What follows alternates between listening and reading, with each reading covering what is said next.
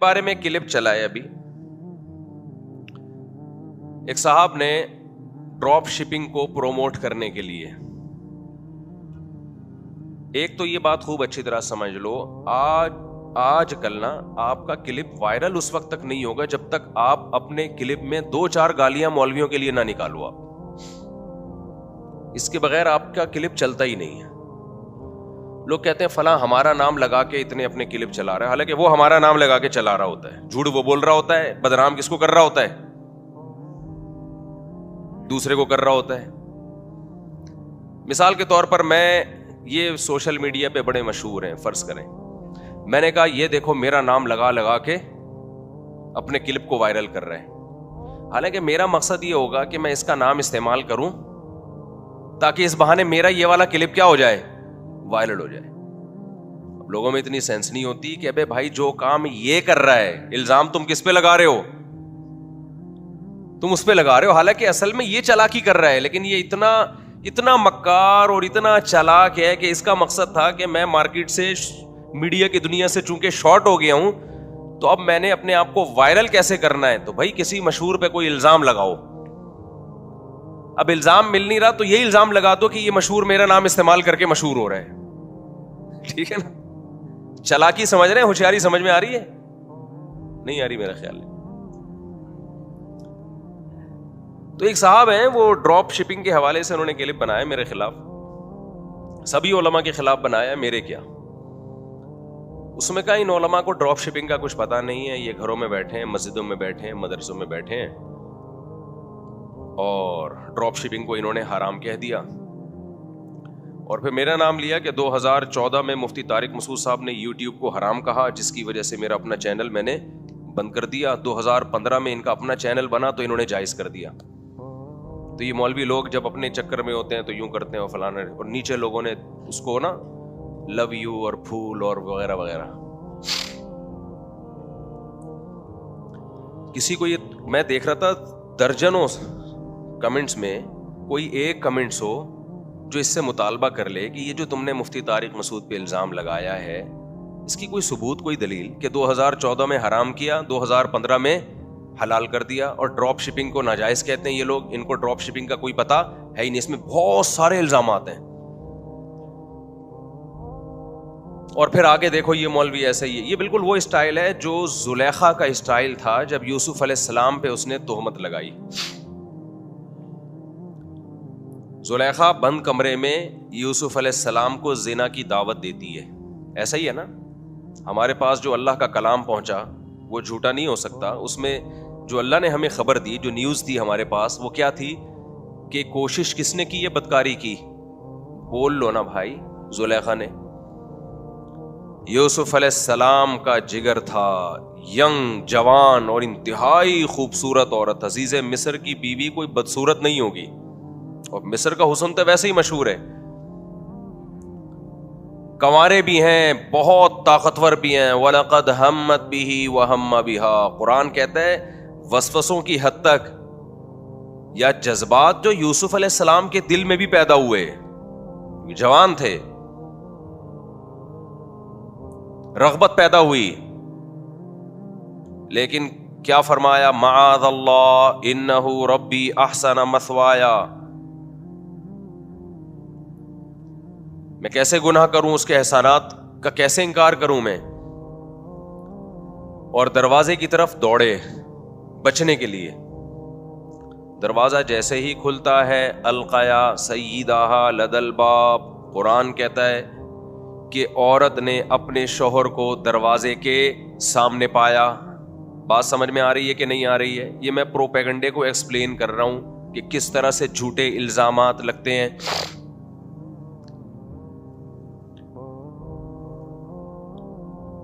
الفیا سیدہا لدى الباب. اب زلیخا کا کانفیڈنس دیکھیں. اگر زلیخا اس زمانے میں ہوتی اور انسٹاگرام پہ اپنا ایک چینل بناتی اور توبہ نہ کی ہوتی اس نے اس جرم سے، جو تو آپ سوچو کہ اس وقت اس کو پیسے کھلا کے کتنے زبردست پروپیگنڈے اس کے ذریعے کروائے جا سکتے تھے. کیونکہ جھوٹ بولنے کے لیے سب سے پہلے یہ ضروری ہے کہ جھوٹ بڑے کانفیڈنس کے ساتھ بولیں. آپ اگر جھوٹ بولتے ہوئے ذرا سا آپ کنفیوز ہو رہے ہیں لوگ, سمجھ جائیں گے یہ جھوٹ بول رہے ہیں. بڑے کانفیڈنٹلی آپ جھوٹ بول رہے ہیں, تھوڑا ہنسے بھی مسکرائے بھی, اس طرح سے ہوتا ہے جھوٹ.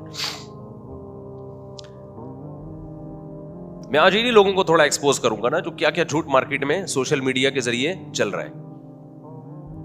اور ہر دوسرا تیسرا کلپ یا تو ملک کے خلاف آئے گا, کنٹری کے خلاف, یا مولویوں کے خلاف. اس کا مطلب مولوی اور ملک میں کوئی مناسبت ہے, کچھ مناسبت ہے پاکستان میں اور مولویوں میں. لہذا دونوں کی پوری دنیا واٹ لگانا چاہتی ہے کہ نہ یہ ملک رہے نہ مولوی رہے. ان کو پتا ہے کہ اس ملک کو بچانے والا طبقہ صرف مذہبی ہے, باقیوں کی توندیں بھری ہوئی ہیں, ان کو کوئی شوق نہیں ہے, صرف مذہبی طبقہ ہے جو جانے دے گا اس کے لیے. مذہب کو ہٹا دے تو کیا بچے گا ہمارے پاس؟ موٹیویشن کہاں سے ملے گی ملک کے لیے جان دینے کی؟ سمجھ میں آ رہی ہے بات کہ نہیں آ رہی ہے؟ اور پھر الزام دیکھو, چاند پہ چلے گئے, وہ مولوی یہ کر رہا ہے, وہ چاند پہ چلے گئے. مولوی نے تمہیں چاند پہ جانے سے روکا ہے یار, تم اپنی یونیورسٹیوں کا حال تو دیکھو جا کے. میں واحد بچہ تھا اسکول میں جو مولوی کا بچہ تھا. میرے والد صاحب حافظ قرآن تھے, ویسے تو پاکستان نیوی میں, لیکن نماز بھی پڑھایا کرتے تھے, مسجد کے امام بھی تھے. میں واحد تھا جو نقل نہیں کرتا تھا. میرے ابا نے بتایا ہوتا ہے حرام ہے اسلام میں, اور سارے پھرے موٹے موٹے لے کے حل کر رہے ہوتے تھے. کراچی کے اسکولوں کی بات کر رہا ہوں. ایک خیر تھی مولوی جو تمہیں کرپشن سے روک رہا تھا, اس کے بھی تم خلاف ہو گئے. تو وہ جو ڈراپ شپنگ کے حوالے سے محترم نے کلپ میں کہا, اور یہ میں ایک شخص پہ رد کرنا مقصد نہیں ہے, یوٹیوب اور فیس بک کی دنیا میں ایسے بیسیوں لوگ بھرے ہوئے ہیں, بیسیوں لوگوں سے یہ ایپس بھری ہوئی ہیں. انہوں نے کہا ڈراپ شپنگ کو ان مفتیوں نے حرام قرار دیا. پہلا جھوٹ یہ کہ ڈراپ شپنگ مفتیوں نے حرام قرار نہیں دیا ہے. ڈراپ شپنگ حلال ہے, کچھ پابندیاں لگائی ہیں کہ شرعن ان پابندیوں کے بغیر آپ کوئی بزنس بھی نہیں کر سکتے, ڈراپ شپنگ ہو یا کوئی بھی ہو. ایک قبضے سے پہلے آگے مال بیچنا اسلام میں جائز بولو نہیں ہے. یہ صحیح حدیث ہے اس بارے میں, لا تبع ما لیس عندک. رسول اللہ صلی اللہ علیہ وسلم نے فرمایا جو چیز ابھی تمہارے پاس ہے ہی نہیں, جس کے تم مالک ہی نہیں ہو, اس کو آگے نہیں بیچ سکتے. آپ لوگ چاہتے ہو جوئے سٹے لوگوں میں پروموٹ کر کے نوٹ چھاپو, جب مولوی اس میں رکاوٹ بنتا ہے, حالانکہ مولوی کو اس میں کوئی فائدہ نہیں ہے رکاوٹ بننے کا, وہ حق بیان کرتا ہے, تو بجائے اس کے کہ آپ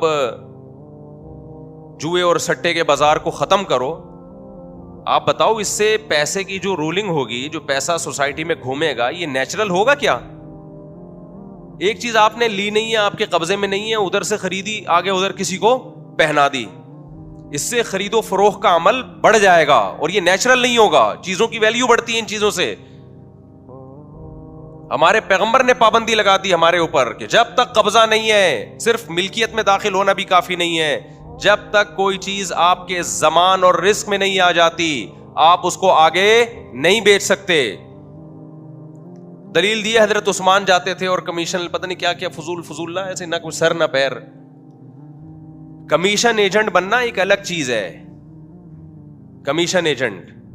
کمیشن ایجنٹ ضامن نہیں ہوتا, لیکن وہ ایک کی چیز دوسرے کو بکوا رہا ہوتا ہے, اس میں ضامن پھر وہ ہوتا ہے جو مالک ہو. میں ابھی مثال سے سمجھاتا ہوں اس کو, یہ تو میرا ٹاپک نہیں ہے ڈراپ شپنگ, لیکن میں ابھی بتاتا ہوں کہ مولویوں کو بہت کچھ پتا ہے الحمدللہ, آپ سے زیادہ پتا ہے ڈراپ شپنگ کا. یہ کہتے ہیں مدرسے میں رہتے ہیں اور مسجد میں رہتے ہیں اور ان کو کیا پتا. یہ بالکل ایسے ہی ہے جیسے ایک ڈاکٹر میڈیکل کالج میں رہتا ہے, اپنی کلینک میں رہتا ہے, اس کو لوگوں کے علاج کا کیا پتا. تو علاج کا تو پتہ ہی اس کو ہوگا جب میڈیکل کالج میں رہے گا اور کلینک میں رہے گا. تو مدرسے میں جو رہے گا تو مسائل وہیں آتے ہیں, وہی تحقیق کرے گا. انشورنس کیا ہے, سود کیا ہے, حلال کیا ہے, حرام کیا ہے, اس کو تو تحقیق کا موقع ملے گا. وہاں تاجر آتے ہیں مسائل پوچھنے کے لیے, ڈاکٹرز آتے ہیں مسائل پوچھنے کے لیے. ہر مدرسے کی بات نہیں کر رہا, وہ مدارس جہاں دارالافتاء ہے, جہاں فتویٰ صادر کیا جاتا ہے, وہ ان کو تو تحقیق کا آپ سے کروڑا گنا زیادہ موقع ملتا ہے. ہم مدرسے میں یقیناً بند رہتے ہیں, لیکن بند رہ کے کیا پڑے رہتے ہیں وہاں پہ. آپ دیکھو جتنے مفتیان کرام ہیں, کوئی 20 سال سے فتوے کا کام کر رہا ہے, کوئی 15 سال سے. تو فتوے کے کام میں ریسرچ ہی تو ہے, تو ریسرچ تو متعلقہ لوگوں سے ہوتی ہے. مجھ سے کسی نے بلاک چین کے بارے میں ایک سوال کیا اور مجھے بولا ان کو مولویوں کو کیا پتا بلاک چین کا. تو اور یہ تو مدرسے کے اندر بند رہتے ہیں, یہ مدرسے کے اندر بند رہتے ہیں. میں نے کہا میرے بھائی, میں نے 1999 یا 2000 میں بلاک چین پہ تحقیق کی تھی, اور مدرسے کے اندر رہ کے نہیں کی تھی. ان کا مرکز تھا حسن اسکوائر میں, حسن اسکوائر میں ان کا آفس تھا. وہاں گولڈن کی کے نام سے انہوں نے اس بزنس کو پروموٹ کرنا شروع کیا تھا. تو ہمارے ٹیچرز کی طرف سے ہماری تشکیل تھی کہ ان کے لیکچر اٹینڈ کرو اور سمجھو کہ یہ سسٹم ہے کیا. ان کے لیکچرز اٹینڈ کرنے کے بعد ہم نے فتویٰ دیا تھا کہ یہ ناجائز ہے. سمجھ میں نہیں آ رہی میرا خیال ہے بات. آج کل کے جو اسکالرز آ رہے ہیں نا, جو کہہ رہے ہیں مولویوں کو کیا پتا تجارتوں کا, ان کو واقعی کچھ نہیں پتا ہے, کیونکہ وہ کل آئے اور آج فتویٰ دینا انہوں نے شروع کر دیا. نہیں آ رہی میرا خیال ہے بات سمجھ میں. میں کوشش کرتا ہوں اپنی آواز سلو رکھوں, جیسے تمیز سے بیان چل رہا تھا نا, غصہ نہ آنے دوں, غصہ نہ آنے دوں. تمیز سے جو بات ہوتی ہے وہ کیا ہوتی ہے, اچھی ہوتی ہے. تو پہلا الزام یہ لگا دیا ان مولویوں کو ڈراپ شپنگ کا. یہ ایسے ہی ہے جیسے بلاک چین کا نہیں پتا. ہمیں پتا ہے بھائی, ہم آپ کو آج پتا چلا ہے. ہم جب مدرسے سے فارغ ہوئے تو انہی مسائل کی تحقیق میں لگ گئے تھے. ہمیں اس وقت سے پتا ہے. نام چینج ہوتے رہتے ہیں, اس لیے بعض دفعہ کنفیوژن ہوتی ہے. بعض دفعہ مسائل لوگ پوچھتے ہیں کہ جی یہ بزنس کیسا ہے, ان کو ہم کہتے ہیں بھائی ہم سرچ کریں گے یہ ہے کیا, تو پتا چلتا ہے کہ یہ وہی پرانا ہے, نام کیا ہو گیا اس کا, چینج ہو گیا. سمجھتے ہو گے نہیں سمجھتے. اب یہ بلاک چین والے بھی بہت مولویوں کے خلاف ہو گئے ہیں. اصل میں یہ لوگ چاہتے ہیں مولوی ختنے کرائے لوگوں کی نا, اور کان میں اذان دیا کرے, اور صرف نماز اور حج تک رہے. یہ ہمارے خرید و فروخت کے معاملات میں ٹانگ نہ اڑائے. تو مولوی ٹانگ نہیں اڑا رہا, خوب سمجھ لو. مولوی سے جب پوچھا جاتا ہے بتا دیتا ہے کہ یہ حلال ہے حرام ہے. ٹانگ اڑانا تو جب ہوتا ہے جب جا کے ہم آپ کو روک رہے ہوتے. تو یہ کام تو پولیس کا ہے, ہمارا تھوڑی ہے. پولیس نہیں کر رہی تو ہم کیوں کریں بھائی. ابھی تو ٹانگ اڑا نہیں رہے ہیں تو یہ حال ہے, اڑانا شروع کر دی تو کیا حال ہوگا. اور یہ الزام مولویوں پہ نیا نہیں ہے, بڑا پرانا الزام ہے. شعیب علیہ الصلوۃ والسلام نے جب قوم سے کہا نا کہ ناپ تول میں کمی نہ کرو. دیکھو اسلام تمام غیر اخلاقی کمانے کے طریقوں کو روک دیتا ہے, پابندی لگا دیتا ہے. جتنے بھی اسلام میں خرید و فروخت کے حکام ہیں نا, یہ حلال یہ حرام, وہ تمام احکام وہ ہیں جس سے ایک شخص کو تو بڑا فائدہ ہو رہا ہوتا ہے لیکن قوم کو نقصان ہو رہا ہوتا ہے. ان طریقوں پر اسلام نے پابندی لگائی ہے. اب جس شخص کو نقصان ہو رہا ہے, اگرچہ قوم کو فائدہ ہو رہا ہے, لیکن وہ شخص کو پھر مولویوں پہ غصہ آتا ہے کہ یار میں کلپ بنا کے ڈال رہا ہوں, ڈراپ شپنگ ہر طرح سے حلال ہے اور مجھے پیسے اس چیز کے مل رہے ہیں, اور ادھر مفتی طارق مسعود کا کلپ چلا دیا کہ قبضے سے پہلے بیع کرنا کیا ہے, ناجائز ہے. تو پھر وہ مولویوں پہ اپنی ٹھڑک اتارے گا. تو بھائی ہم نے تو بتایا ہے نا حرام ہے. ہم کسی کے معاملات میں گھس کے تھوڑی کہہ رہے ہیں کہ تو حرام ہے تو کر کیوں رہا ہے. تو بتا دیا, ہم نے پوچھا, لوگوں نے ہم سے پوچھا, ہم نے بتا دیا بھائی جائز نہیں ہے. یہ نہیں کہا کہ ڈراپ شپنگ ناجائز ہے. ڈراپ شپنگ میں جائز صورتیں بھی ہیں, ناجائز صورتیں بھی ہیں. آپ یہ چاہتے ہو کہ تمام اسلام کی پابندیوں کو توڑ کر آپ حلال حرام کا فرق کیے بغیر, جیسے گورا فرق نہیں کرتا, گورے کے حلال حرام کا بس ایک کانسیپٹ ہے, دھوکہ نہ دو کسی کو. اسلام کہتا ہے صرف اتنا کافی نہیں ہے کہ دھوکہ نہ دو. کچھ تجارت کے طریقے ایسے, پیسہ سمٹ کے چند ہاتھوں میں آتا ہے, چند دن میں انسان کروڑ پتی بن جاتا ہے, لیکن کچھ لوگوں کا دیوالیہ ہو رہا ہوتا ہے اس میں. اسلام ان طریقوں پر پابندی لگاتا ہے. جوا کیوں حرام ہے اسلام میں؟ کچھ بھی نہیں کرنا پڑ رہا آپ کو. ایک دپل پہ ہے کہ یا تو اتنے پیسے آئے یا اتنے پیسے ڈوب گئے. 1 روپیہ کا جوا بھی اسلام نے حرام کر دیا, کیونکہ جہاں 1 روپے کا جوا ہوگا وہاں 1 ارب کا بھی ہوگا.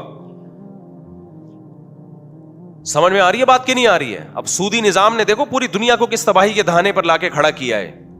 اسلام نے 1400 سال پہلے پابندی لگا دی. بھائی آپ دیکھو انویسٹر کیا کر رہا ہوتا ہے. یہ میں اس لیے کہہ رہا ہوں کہ یہ جو الزام لگا نا مولویوں کو نہیں پتا, تو آپ کو پتا چل جائے گا مولویوں کو آپ سے زیادہ پتا ہے.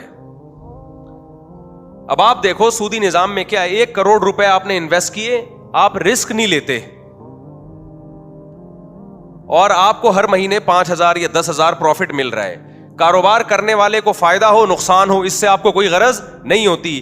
انویسٹر پہلے سے مالدار ہوتا ہے, وہ مزید مالدار ہو جاتا ہے, اور جو محنت کرنے والا, جو بزنس میں محنت کرنے والا ہے, اس کی محنت کا کبھی پھل ملتا ہے, کبھی نہیں ملتا.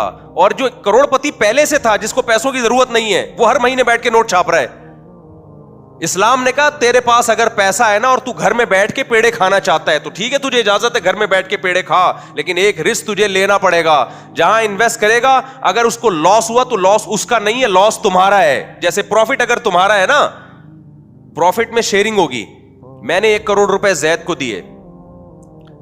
اب اسلام پابندی یہ لگاتا ہے کہ 1 کروڑ آپ نے زید کو دیے, زید آئے گا جی مجھے 1 کروڑ روپے چاہیے, آپ کہیں گے کیوں چاہیے, وہ کہے گا جی میں نے بزنس کرنا ہے.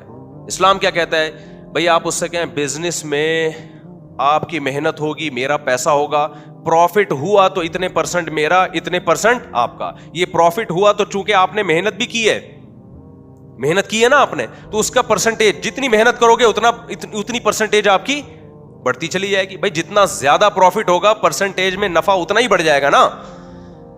ابے کیا ہو گیا, دیکھو 1 کروڑ روپے میں نے اس کو دیے. میں نے کہا بھائی تو 1 کروڑ پہ اگر 1 لاکھ کمائے گا تو 25,000 تیرا, 75,000 میرا, فرض کرو میں نے ایسے کہہ دیا. تو یہ جتنی محنت کرے گا اس کو محنت کا صلہ اتنا زیادہ ملے گا کہ نہیں ملے گا. پروفٹ بڑھے گا تو 25%, اگر 2 لاکھ کا نفع ہوا تو 25,000 کے بجائے 50,000 ہوگا اس کے. میرا بھی پروفٹ ہو رہا ہے لیکن اس کا بھی بڑھ رہا ہے. لیکن اگر اس کو لاس ہوا تو اسلام کہتا ہے ٹوٹل لاس کس کا ہے, انویسٹر کا ہے.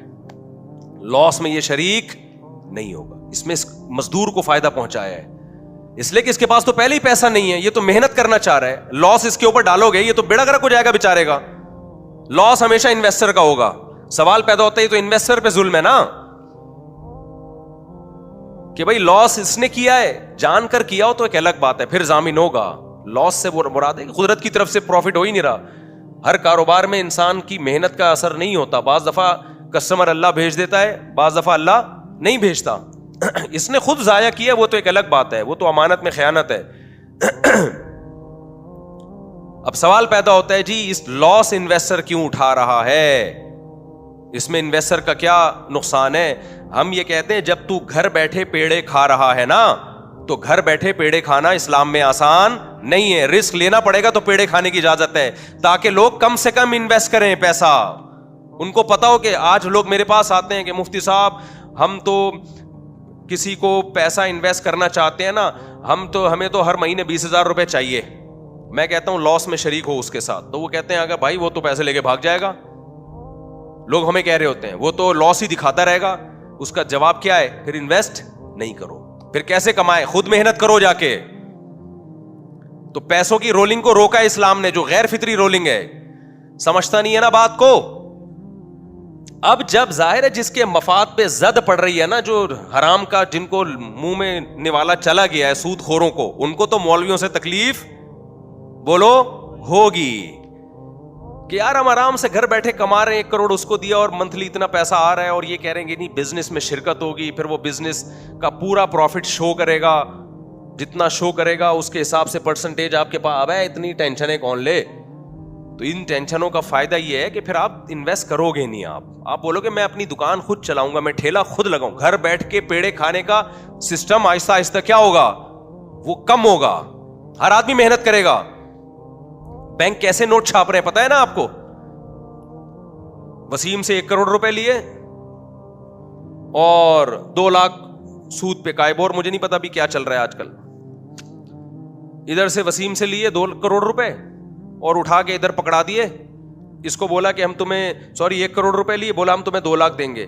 ادھر سے اٹھا کے آگے غفار کو پکڑا دیے یہ 1 کروڑ, اور بولا ہم تم سے 4 لاکھ لیں گے.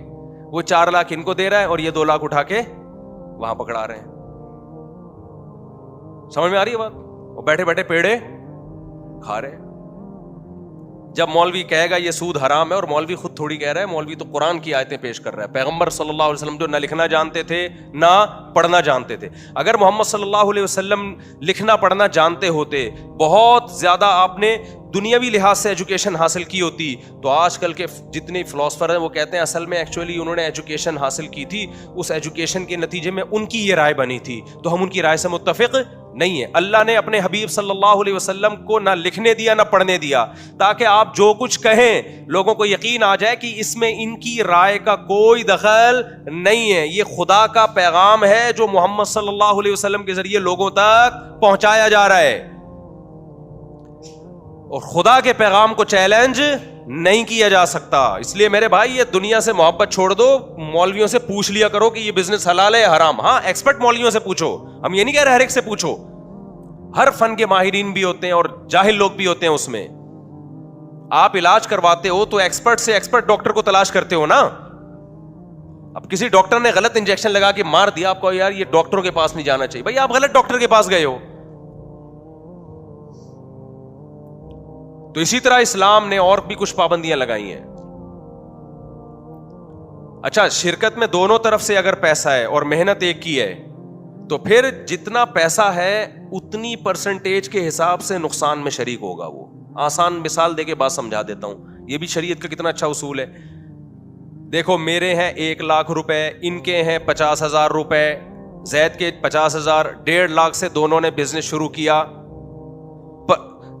اور یہ محنت کر رہے ہیں. تو اسلام یہ کہتا ہے کہ پرسنٹیج کے حساب سے پروفٹ کو ڈیوائڈ کر لو جتنا چاہو. ان کے 50,000 ہیں لیکن پروفٹ میں ان کو 75% دے سکتا ہوں. کیوں؟ محنت یہ کر رہا ہے. سمجھ میں آ رہی ہے بات؟ لیکن لاس, اسلام یہ کہتا ہے جب لاس ہوگا تو پرسنٹیج کے حساب سے نہیں ہوگا, جتنی جس کی انویسٹمنٹ ہے اسی حساب سے ہوگا. 1 لاکھ میرے, 50,000 ان کے, تو 1.5 لاکھ سے بزنس شروع ہوا. جب بھی لاس ہوگا اس لاس میں 33% یہ ذمہ دار ہوں گے, 66% میں ذمہ دار. یعنی جتنا پیسہ آ رہا ہے نا اتنا لاس کا ذمہ دار اسلام آپ کو بنا رہا ہے, تاکہ جتنا غریب ہے اتنا لاس اس پہ کم آئے. آ رہی ہے بات کھوپڑی شریف میں؟ اور بہت سارے اس کے حکام ہیں. ابھی یہ چونکہ میرا ٹاپک نہیں ہے, ابھی تو میں بتا رہا ہوں یہ پروپیگنڈے جو ہو رہے ہیں نا, مولوی یہ بھائی مولانا مولوی آپ کو تمیز سے بزنس کرنے دے رہا ہے. وہ کہہ رہے ہیں آپ ڈراپ شپنگ بھی کرو, آپ قبضے سے پہلے چیز نہیں بیچ سکتے. اچھا, یہاں لوگ کہتے ہیں جی کمیشن ایجنٹ تھے. حضرت عثمان کا کوئی واقعہ بیان کیا, وہ جو جنہوں نے پروپیگنڈا کیا نا میرے خلاف, حضرت عثمان کا واقعہ بیان کیا کہ جی وہ کمیشن لے کے کیا کرتے تھے. واللہ عالم کون سا واقعہ ہے میں نے نہیں پڑھا وہ, لیکن ہمیں اس کی صحت کی طرف جانے کی ضرورت اس لیے نہیں ہے کہ فی نفسی ہی کمیشن لینا کیا ہے اسلام میں جائز ہے. لیکن کمیشن جب آپ لیں گے نا, کیا مطلب, ڈراپ شپنگ ہی کو دیکھ لیتے ہیں ہم, انٹرنیٹ بینکنگ کو ہم دیکھ لیتے ہیں. آپ نے کسی کمپنی سے کوئی پروڈکٹ لی یا ابھی لی نہیں ہے, آپ نے کسٹمر کو کہا یہ شیمپو کی بوتل میں آپ کو 100 روپے کی میں نے بیچی. وہ کہتا ہے ٹھیک ہے جی میری ہو گئی. ہم کہتے ہیں یہ عمل کیا ہے شرعن ناجائز, آپ نے ابھی خریدی نہیں ہے بیچ کیسے دی. اچھا پہلے میں اس کی بھی حکمت بتا دوں. وجہ اس کی ہے یہ ناجائز اس لیے ہے کہ جو چیز آپ کے زمان میں نہیں ہے نا, جس کا آپ رسک نہیں لے رہے, اس پہ آپ نفع نہیں لے سکتے. جب ایک چیز آپ کے قبضے میں آتی ہے, اس دوران اگر ہلاک ہو گئی تو نقصان کس کا ہے؟ آپ کا. دیکھو یہ موبائل ہے, اس بہانے میں اپنا فولڈ موبائل دکھا دیتا ہوں لوگوں کو, تھوڑی شو ہو جاتی ہے. یہ موبائل دکان میں رکھا ہوا ہے, ابھی میں نے خریدا نہیں. سرینا مارکیٹ میں گیا, موبائل ان کے پاس رکھا ہوا ہے. میں نے کہا بھائی یہ موبائل آج سے میرا ہوا. سب موبائلوں میں مکس ہے, یہ ابھی الگ سے نہیں کیا انہوں نے, سب موبائلوں میں کیا ہے مکس ہے. میں نے کہا یہ موبائل میرا ہوا اور یہ 4 لاکھ روپے یا 3 لاکھ یا 3.5 جو بھی قیمت یہ آپ کی ہوئی. قیمت بھی پتہ چل گئی آپ لوگوں. تھوڑا گارڈوں کو ہوشیار رہنا پڑے گا گھر جانے سے پہلے. گفٹ ملا ہے معذرت کے ساتھ. اچھا خیر, میں نے پیمنٹ بھی کر دی. شام کو میں گیا ان کے پاس, میں نے کہا بھائی میرا موبائل. انہوں نے کہا وہ چوری ہو گیا. وہ کیا ہو گیا؟ واقعی ہو گیا چوری, فرض کرو. میں کہتا ہوں کہ ٹھیک ہے میرے پیسے واپس کرو. وہ کہہ رہے ہیں پیسے تھوڑی, موبائل آپ کا تھا, چیز آپ کی تھی, چوری ہوئی تو ذمہ دار کون ہوگا؟ آپ ہو گئے. یہ دلیل صحیح ہوگی؟ میں کہوں گا میرے ہاتھ میں کچھ آیا ہی نہیں ہے بھائی جان, موبائل بھی آپ کے پاس, ڈبہ بھی آپ کے پاس, وہ آپ ہی کے موبائلوں میں گھسا ہوا ہے. تو اس کا مطلب یہ ہوا کہ موبائل میں نے خرید تو لیا ہے لیکن ابھی اس کا رسک میری طرف ٹرانسفر نہیں ہوا. چوری ہوتا ہے تو نقصان دکاندار کا سمجھا جاتا ہے, میرا نقصان نہیں سمجھا جاتا. لہذا اس موبائل کو آگے بیچ کے میں پیسہ نہیں کما سکتا. میں نے سرینا مارکیٹ سے موبائل لیا, موبائل انہی کی الماری میں ڈبوں میں رکھا ہوا ہے, انہی کی الماری میں رکھا ہوا ہے, اور میں نے ابھی خریدا 4 لاکھ کا, فرض کریں آگے میں نے 4.5 کا کسی کو پہنا دیا. اسلام کہتا ہے 50,000 آپ کے لیے حلال نہیں ہے, کیونکہ یہ موبائل آپ کے رسک میں ٹرانسفر نہیں ہوا تھا. لاس ہوتا تو آپ نہیں اٹھاتے یہ لاس, تو آپ پیسہ کیسے کما رہے ہو بیٹھے بیٹھے؟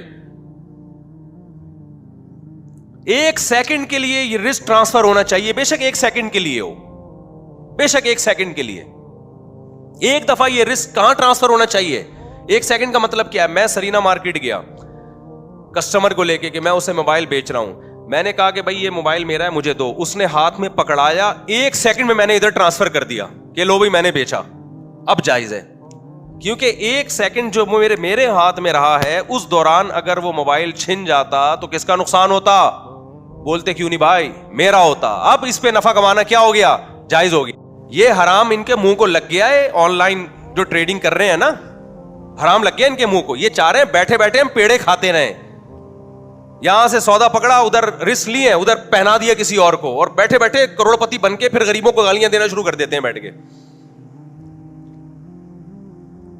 سمجھتے ہو کہ نہیں سمجھتے ہو؟ اسلام کہتا ہے رسک تو لو اس کا.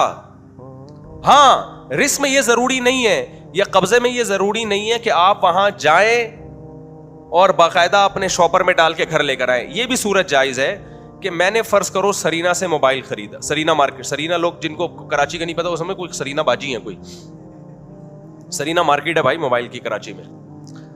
کراچی والوں کو چاہیے مجھے فری میں چیزیں دیا کریں, اتنی مارکیٹیں میں نے دنیا میں متعارف کروا دی ہیں اپنے. اس کے لوگ پیسے لیتے ہیں, اس کے لوگ. اب مجھے پتا چلا کچھ یوٹیوبرز ہیں جن کے ولاگس ہیں, انہوں نے بتایا کہ ہم 1 منٹ کا کسی کا ایڈورٹائز چلاتے ہیں نا, یہ پروموٹ کرتے ہیں, 20-20, 30-30 لاکھ روپے لے رہے ہوتے ہیں. سمجھتا ہے بات کو؟ اور ہم فری پھوکٹ میں. تو سرینا مارکیٹ ہے یہاں پہ کراچی میں. اب آپ وہاں گئے, اچھا ہے کراچی کی مارکیٹیں پروموٹ ہو, شاید کراچی کے کچھ حالات اچھے ہو جائیں اسی بہانے. ہم تو چاہتے ہیں کراچی ترقی کرے یار. آپ گئے مارکیٹ, کراچی جو ہے نا پورے ملک کو 70% جو آپ کا خرچے پورے ہو رہے ہیں نا پورے ملک کے ایکسپینسز, وہ کراچی سے ہو رہے ہیں 70%. 30% باقی کما کے دے رہا ہے آپ کو. یہ بھی ہلکی رپورٹ نہیں ہے, ماہرین کی رپورٹ ہے. ایک اور طریقہ یہ ہے کہ میں گیا سرینا مارکیٹ, میں نے کہا بھائی یہ موبائل اتنے کا میرا ہوا, یہ لو, یا پیسے دیے یا نہیں دیے اس سے کوئی فرق نہیں پڑتا, پیسے تو بعض دفعہ ادھار بھی ہوتے ہیں. میں نے کہا یار یہ جو ڈبہ ہے نا اب یہ میرا ہے, اس کو تھوڑا سا نکال کے کیا کر دو, الگ کر دو. ڈبوں میں مکس تھا, اس نے میرا والا موبائل نکال کے, بھائی مفتی صاحب یہ آپ کی امانت ہے, میرے ہاتھ میں نہیں پکڑایا لیکن وہاں کیا کر دیا اس نے, الگ کر دیا, بھائی یہ آپ کی امانت ہے. اب جب الگ کر دیا نا تو اس کا مطلب کیا ہے, تو یہ رسک میں منتقل ہو چکا ہے. اب اگر چھینے کا بولے گا, بھائی چھیننے کا مطلب یہ دکان میں کوئی حادثہ ہو گیا, آگ لگ گئی, ڈکیتی ہو گئی, بولے گا بھائی مفتی صاحب ہم نے تو آپ کا موبائل نکال کے آپ کے سامنے کر دیا تھا, آپ کا ہے, آپ نے خود ہی نہیں اٹھانے آئے تو ہماری ٹینشن نہیں ہے, آپ لے جاتے, ہم نے تھوڑی منع کیا تھا. بعض دفعہ یہ ہوتا ہے بندہ کہتا ہے یار یہ میرا موبائل ہے لیکن اپنی شاپ پہ رکھو, یہ الگ کر دیا نا آپ نے, بس یہ پتہ چل گیا یہ والا ڈبہ کس کا ہے, یہ والا ڈبہ میرا, کیونکہ ڈبے تو سارے سیم ہوتے ہیں نا, تو یہ الگ کر دیا, یہ والا میرا, اس پہ چاہے نشان بھی لگا دیں کچھ بھی, تو مجھے ذرا کام ہے, ذرا گولے گنڈے کھا کے آ رہا ہوں میں. ہوتا ہے نا, آپ بازار میں جاتے ہو خریدتے ہو, یار میں ذرا برگر کھا کے آ رہا ہوں, یار وہ بریانی کی ہے, آپ یہ پکڑو, میں اس دوران چھن گیا تو نقصان چونکہ میرا ہے, لہذا میں اس موبائل کو آگے بیچ سکتا ہوں. تو پتا چلا اصل قبضہ نہیں ہے, اصل چیز کیا ہے, رسک ٹرانسفر ہو جائے. تو جب تک اس کنڈیشن میں نہیں ہوگی کوئی چیز, اس وقت تک آپ آگے فروخت نہیں کر سکتے. اب علماء کی ایک اچھی عادت یہ ہے کہ جب وہ کسی چیز کو ناجائز کہتے ہیں تو اس کا آلٹرنیٹ بھی بتاتے ہیں. بعض دفعہ آپ قبضہ نہیں کر سکتے کسی چیز پہ تو علماء اس کے 3 آلٹرنیٹ بتاتے ہیں آپ کو. بھائی پہلا آلٹرنیٹ تو یہ کہ خود قبضہ نہ کریں آپ, جس کو بیچ رہے ہیں نا اس کو کہیں کہ تم میری طرف سے قبضہ کرو, اس دوران چیز ہلاک ہو گئی تو نقصان میرا ہے تمہارا نہیں ہے. قبضہ کرنے کے بعد یعنی میرے لیے خریدو, قبضہ کرو, اس کے بعد پھر نئے سرے سے خرید و فروخت کا عمل ہوگا, میں تمہیں یہ چیز بیچ دوں گا. اس پر میں کئی دفعہ بیانات کر چکا ہوں, یہ میرا ابھی ٹاپک نہیں ہے. جمعے کے دن لوگ واضح و نصیحت سننے کے لیے آتے ہیں, فقہی مسائل سیکھنے کے لیے اس مجلس میں نہیں آتے, اس لیے میں اس کو جلدی فارورڈ کر رہا ہوں. باقی کسی کو سیکھنا ہو تو وہ پورا اس بارے میں علماء کے کلپ بھی ہیں, مفتیان کرام کے, میرے بھی ہیں, وہ آپ سن لیں, یا ویسے کوئی سوال لکھ کے بھیج دیں تو ہم جواب لکھ دیں گے. میں اس لیے جلدی اس کو چلا رہا ہوں. دوسرا طریقہ یہ ہے کہ آپ کیا کریں بھائی, بیچیں نہیں بلکہ بیچنے کا وعدہ کر لیں. کیا کر لیں؟ وعدہ کر لیں. آپ میڈیکل اسٹور جاتے ہیں, بھائی ہمیں یہ میڈیسن چاہیے, میڈیکل اسٹور والا بولتا ہے میرے پاس نہیں ہے, کل آپ آؤ گے آپ کو مل جائے گی, یعنی وہ وعدہ کر لیتا ہے کل میں آپ کو دے دوں گا. وہ جاتا ہے جی وہ کوثر میڈیکوز, دیکھو کمپنی مشہور ہو رہی ہے کہ نہیں ہو رہی, کوثر میڈیکوز میں ہر دوا مل جاتی ہے جو کہیں نہیں مل رہی ہوتی, مشہور یہی ہے اور تجربہ بھی یہی ہے. کوثر میڈیکوز جا کے اس نے وہ خریدی, آیا آپ گئے آپ نے خرید لی. کیا مطلب, کل اس نے یہ چیز آپ کو بیچی نہیں تھی بلکہ بیچنے کا وعدہ کیا تھا. لیکن اس وعدے میں یہ ہوتا ہے کہ آپ مکر سکتے ہو, آپ بول سکتے ہو بھائی آپ لے کر آئے ہو مجھے نہیں اب چاہیے. اس کو غصہ آئے گا, اس کا غصہ آنا بھی بجائے, اور وہ یہ بھی کر سکتا ہے آپ کو کہ بھائی میرا جو آنے جانے کا خرچہ ہوا ہے پیٹرول کا, یا یہ دوا میں جو سستے داموں بیچوں گا تو اس میں لاس آپ کو اٹھانا پڑے گا. بعض صورتوں میں اس کی بھی گنجائش ہے کہ بھائی میں تو گیا ہوں, یہ میڈیسن تو کوئی خریدتا ہی نہیں ہے نا ہم سے, میں تو تمہارے لیے گیا ہوں یار, کوثر میڈیکوز سے لے کر آیا ہوں, ابھی اس کا کسٹمر تو ملے گا نہیں اور 15 دن میں ایکسپائر ہو جائے گی. تو یا تو کوئی مریض لے کر آؤ, کسی کو بیمار کرو, اس کے پھوڑا نکالو تاکہ یہ والی دوا اس کو ہم کھلائیں اور پھوڑا اس سے ٹھیک ہو. تو یہ غصہ اس کا بجا ہے, لیکن آپ ابھی تک اس میڈیسن کے مالک بنے نہیں. اس کو کہتے ہیں بیچا نہیں ہے, بیچنے کا وعدہ کیا ہے. تو وعدہ بھی جائز ہے, اگرچہ آپ کا قبضہ نہیں ہے اس کے اوپر, تو آپ وعدہ کر لیں. کسٹمر سے کہیں بھائی یہ چیز اتنے کی ملے گی, آپ کو چاہیے تو بتاؤ میں آپ کو لا کے دیتا ہوں, اور سمجھتے ہو تو کمپنی سے اٹھائیں, اس کے گھر پہ بندہ پہنچائیں, اس کے بعد اس سے بارگیننگ کریں, بھائی یہ ہے. اگر وہ کہتا ہے مجھے نہیں چاہیے تو آپ بولیں یہ تیرا باپ دے گا گاڑی پیٹرول کا کرایہ جو بائک پہ میں آیا ہوں ہے, یہ کرایہ اس سے نکلوا لیں آپ. لیکن اس کو حق ہے کہ وہ واپس کر دے, کیونکہ ابھی بیچنے کا وعدہ ہوا ہے, بکی نہیں ہے کوئی چیز. یہ دوسرا آلٹرنیٹ ہے. تیسرا آلٹرنیٹ ہے آپ کمیشن ایجنٹ بن جائیں. آپ کہ میں بیچ ہی نہیں رہا, میں 2 پارٹیوں میں بکوا رہا ہوں جو کہ اسٹیٹ ایجنٹ کر رہے ہوتے ہیں. آپ کہیں بھائی کمپنی سے یہ چیز میں تمہیں اتنے کی دلواؤں گا, اور کمپنی سے بات کر لیں بھی ہمارا کمیشن. اس صورت میں چونکہ آپ اپنی چیز نہیں بیچ رہے, تو اس میں خوب اچھی طرح سمجھ لو کہ جب آپ کمپنی سے خود یا کوئی بھی بندہ اٹھا کے ڈیلیور کروائے گا نا کسٹمر, اس دوران کراچی کے ڈاکوؤں نے وہ چیز یا وہ موبائل اچک لیا تو نقصان کمپنی کا ہے, آپ کا نہیں ہے. اگر نقصان کا آپ کو ضامن بنایا جا رہا ہے, اس کا مطلب یہ کمیشن ایجنٹ نہیں ہو آپ, صرف لیبل لگایا آپ نے کمیشن ایجنٹ بننے کا, آپ حقیقت میں وہ چیز بیچ رہے ہو بغیر قبضے کے. سمجھتا ہے کہ نہیں سمجھتا؟ تو یہ 3 چیزوں کو لوگ مکس کر دیتے ہیں. خیر ابھی میرا یہ ٹاپک نہیں ہے تو میں نے تھوڑی سی بات چلا دی. کسی کو یہ ڈراپ شپنگ کے احکام تو علماء نے